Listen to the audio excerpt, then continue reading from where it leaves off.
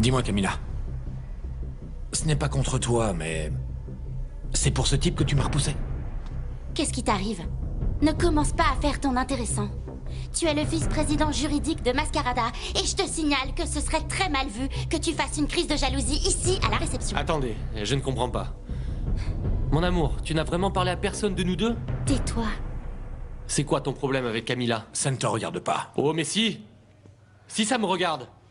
Parce que Camilla m'appartient, et elle est à moi maintenant. Bon, vous savez quoi? En fait, je crois que c'est de ma faute. Désolé, je ne sais pas pourquoi je parle de ça.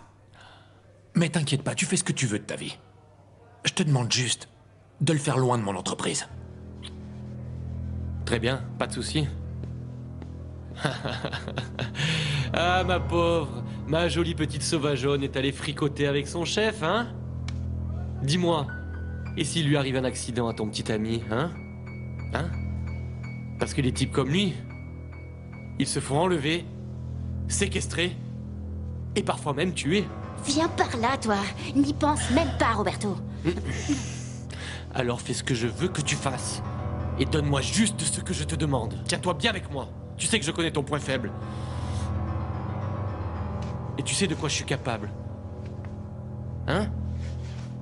C'est bien clair?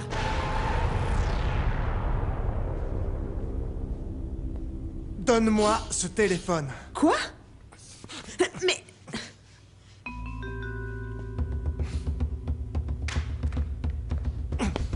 Mais ça va pas, espèce de salaud!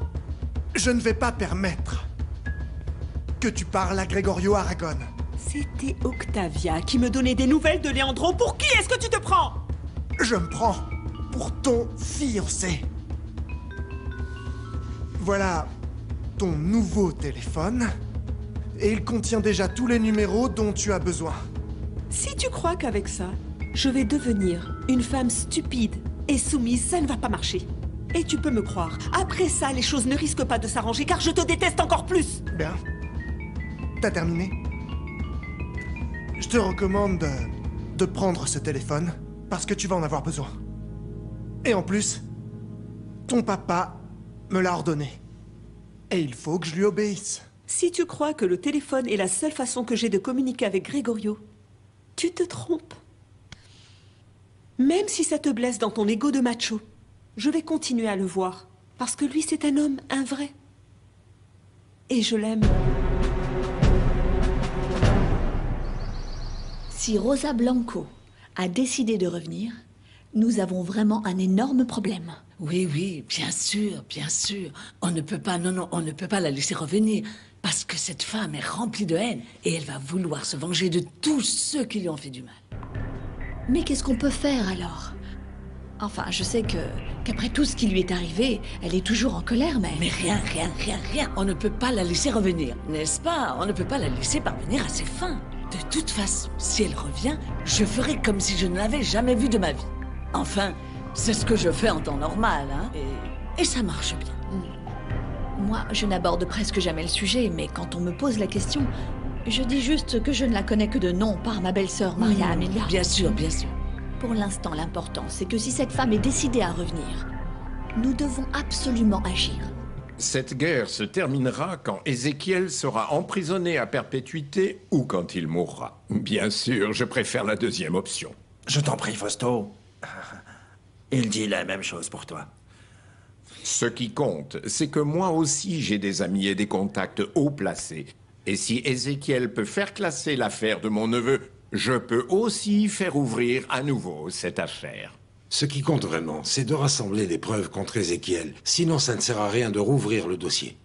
Ah bon, mais si vous êtes déjà d'accord avec nous, alors pourquoi vous avez besoin de preuves? Des preuves concrètes, tangibles, qui valent plus que ma simple parole contre celle d'Ézéchiel.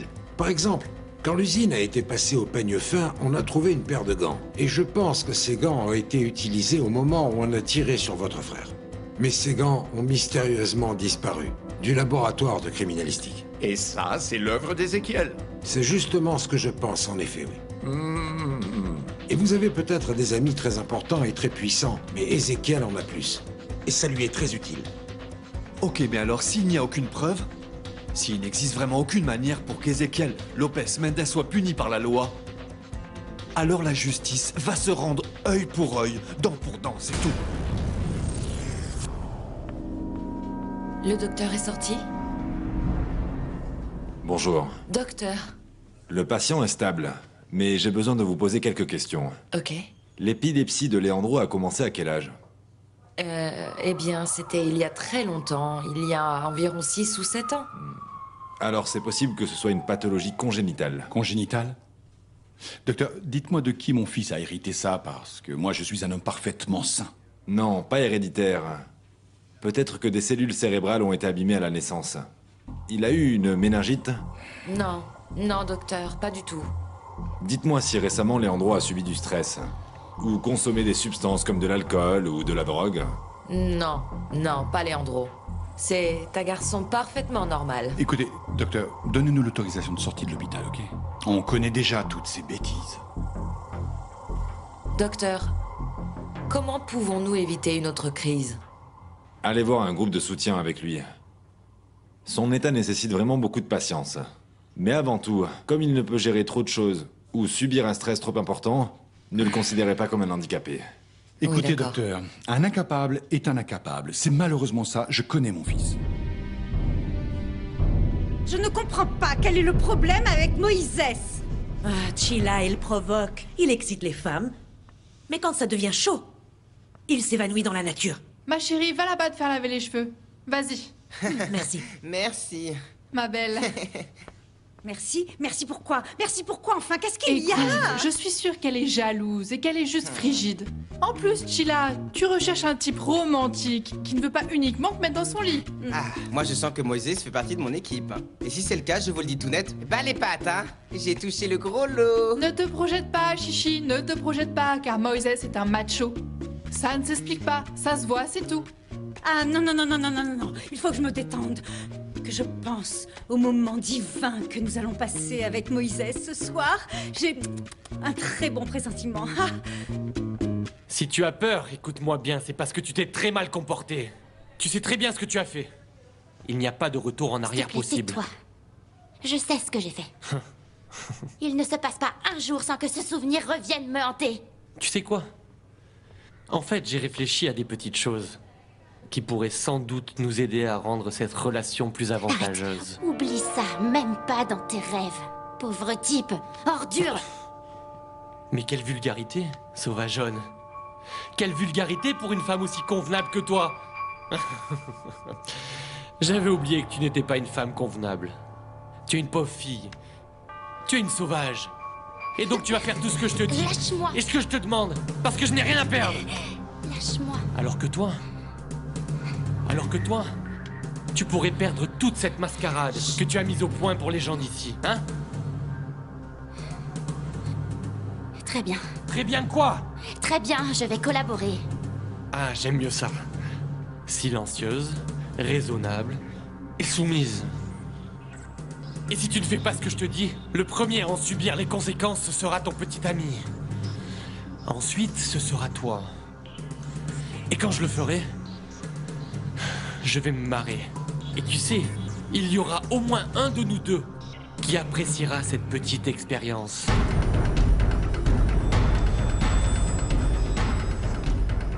Voilà mon chéri, tout va bien. Ils t'ont fait tous les examens, y compris le scanner, et tout est parfait. Et le médecin a dit que nous pouvions rentrer à la maison. Écoute, papa. J'ai bien pris mes médicaments comme d'habitude. Mais je sais pas ce qui m'est arrivé cette fois. Je suis allé travailler comme tu me l'as demandé. Allez, c'est bon. C'est bon. Là, c'est fini. Tu as eu un malaise, et c'est tout. Mon chéri, c'est un problème congénital, et n'importe qui pourrait l'avoir. Tu sais, papa... Je donnerai tout ce que j'ai pour être normal comme tous mes frères. Pour que tu n'aies pas honte d'être vu avec moi. Pourquoi ça nous arrive à nous? Qu'est-ce que j'ai fait de mal pour être le seul à être malade? Je ne suis pas mauvais, papa. Dieu seul sait à quel point je regrette d'être né. Parce que cette vie d'incapable que je mène, c'est un fardeau pour toi. Mais aussi pour tous les autres. Ce n'est pas une vie. Ce n'est pas une vie, papa. Il faut qu'on y aille.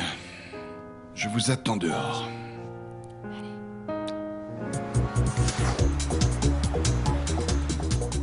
Le côté positif d'avoir un fils mal formé, c'est qu'on ne s'ennuie jamais.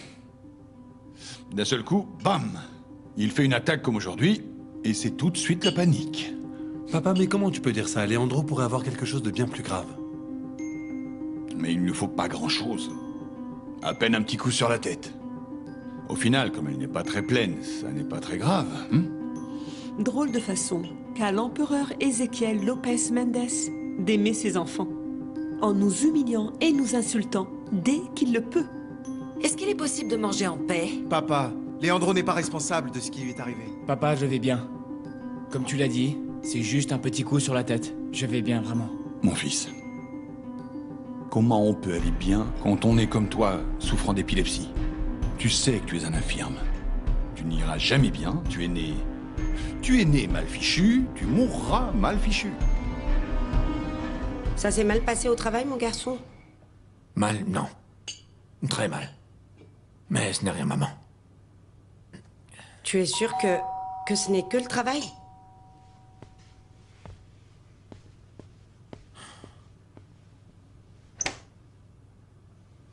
Salut.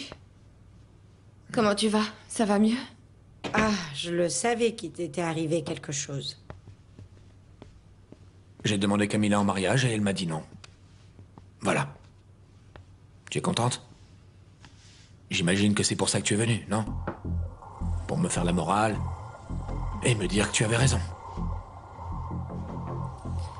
Astrid, attends. Excuse-moi, Astrid. Ne pars pas. Excuse-moi si j'ai été... Je ne voulais pas être grossier avec toi. D'ailleurs, j'aimerais bien que tu restes un peu. Je vous sers un petit verre de vin à vous aussi, Marcelina? Oui. Non, merci Astrid. Je préfère aller dans la bibliothèque pour lire un peu.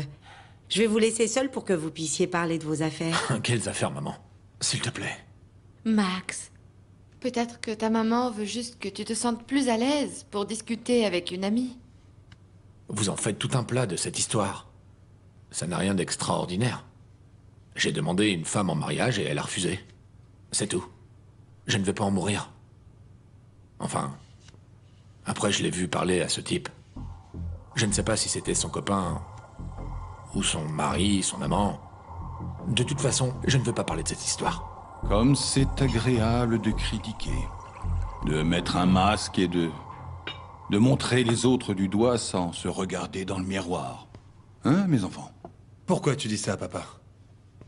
Vous êtes tous en train de me juger parce que je suis très dur. Mais aucun d'entre vous ne veut voir la poutre que vous avez dans l'œil. Prenez votre petite sœur Julia, par exemple. Ézéchiel, non. J'ai dû aller la chercher dans un hôtel où je l'ai trouvée habillée comme une prostituée. Les jambes grandes ouvertes, prête à se donner à ce morveux d'Aragon. Qu'est-ce que vous en dites, mes enfants? Assieds-toi, reste là!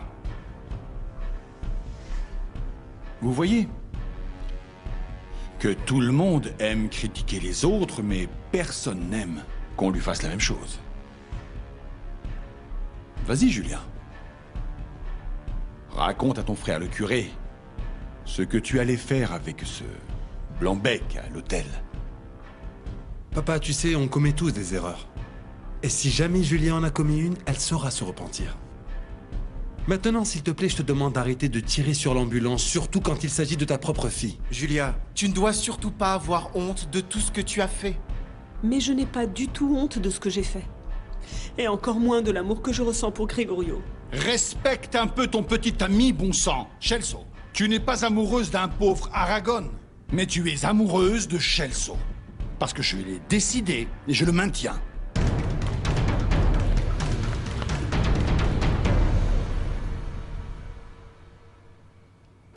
Camilla, tu recommences à bouger, regarde, t'as gâché tout ce que j'ai fait.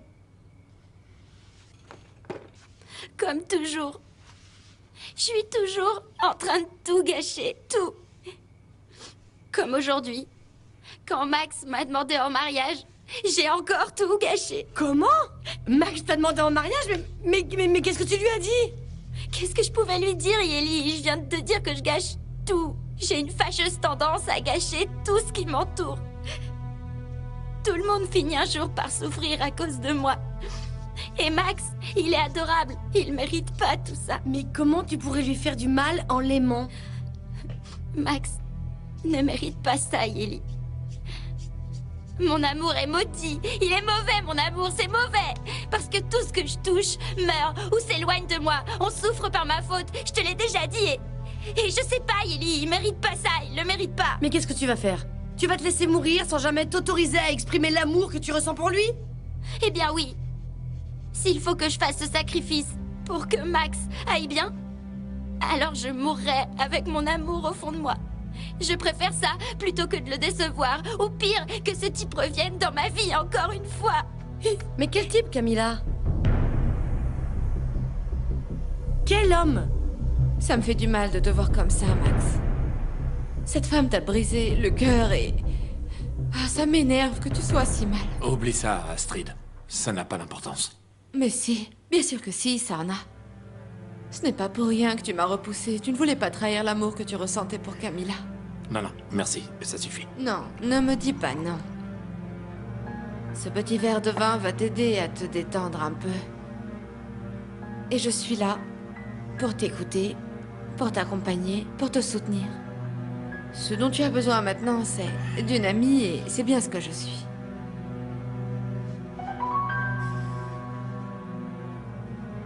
Merci d'être aussi attentionné envers moi, Astrid. Vraiment.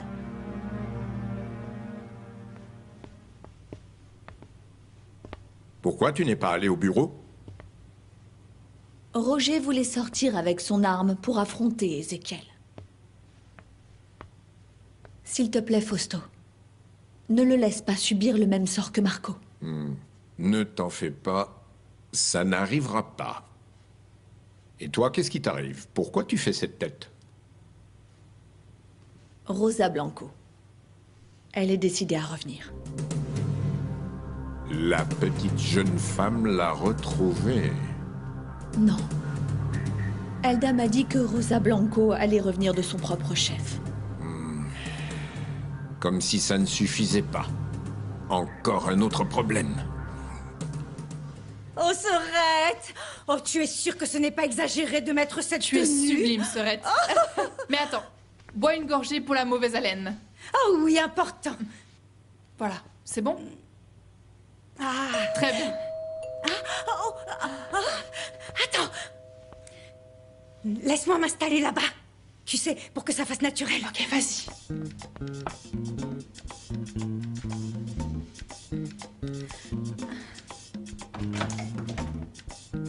Salut, Moïse. Moïse! Vas-y, entre. Tu es ici chez toi.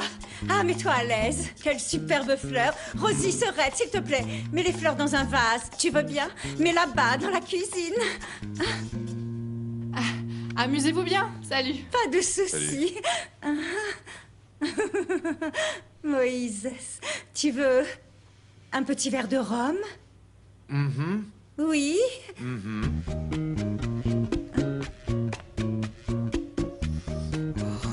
Tu es plus belle que jamais dans cette petite robe. Ah oui? Moi aussi, je me suis préparé pour cette soirée romantique. Oh, vraiment? Ah, super, Moïse. Alors dis-moi, où est-ce que tu comptes m'emmener? Voir les étoiles de si près que tu pourras les toucher avec tes lèvres. Oh, vraiment? Oh, quel bonheur, Moïse! Ça fait tellement longtemps que je ne suis pas allée dans un restaurant de luxe avec une terrasse en plein air. Oh, quel bonheur! Mon fils, tu as commencé à travailler à l'orphelinat du Christ Rédempteur? Oui, papa, pourquoi? Et qu'est-ce qu'il en est de ton travail à l'église et de tes messes? J'ai décidé de travailler au contact des jeunes et des enfants de ma paroisse. J'ai demandé à papa que la fondation Mascarada fasse un don régulier qui servira à l'entretien de l'orphelinat. Et je pense travailler là-bas. Piston, j'ai besoin que tu me rendes un service. Je veux que tu cherches dans les archives de l'orphelinat le passé, présent et futur de Camilla Espino. Et dis-moi pourquoi ça t'intéresse tant? Eh bien, parce qu'il faut bien que je laisse ma fortune à quelqu'un, non? J'ai bien l'intention de me marier et je veux que ce soit avec elle. C'est qui cet homme? Comment il s'appelle? Où tu l'as connu? Qu'est-ce qu'il te veut? Non. Je te connais, Yeli. Et puis on peut rien te dire à toi, parce que tu vas le crier sur tous les toits. Et ça suffit. Ne me demande plus rien, parce que je te dirai rien. Hello. Salut. Comment tu vas, ma belle? Ça va et toi? Je suis passé par le salon et comme tu n'y étais pas, j'ai demandé à Sheila ton adresse pour venir te voir. Eh ben, heureusement qu'on était dans le patio, parce que si on avait été en train de dormir dans notre chambre, tu serais quand même entrée. Camilla! Ça m'est égal. Écoute, souviens-toi bien que Yeli est mon unique petite sœur. Et si tu lui brises le cœur, je vais te casser une côte et la passer sur le grill. Ne t'en fais pas. La dernière chose que je veux, c'est la faire souffrir, ok?